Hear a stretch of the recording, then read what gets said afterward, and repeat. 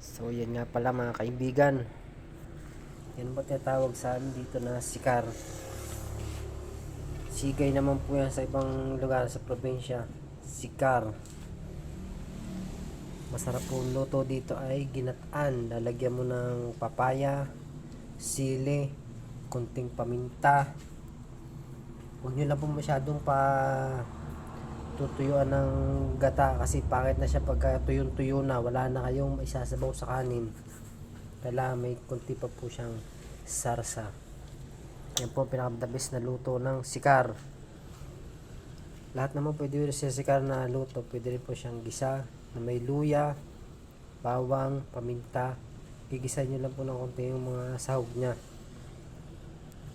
Ayan. Medyo mahirap lang siya kunin kasi nasa malalalim po yan na parte ng dagat. Kaya sa mga di pa po alam ang sikar, yan po. Sikar, ang luto po dyan ay gata lamang, gisa. Pwede rin po siya ng tawag po nila ano lang, tinola. Lalagyan mo lang ng luya, paminta, then tubig lang ho.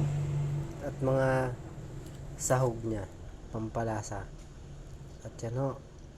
Thank you.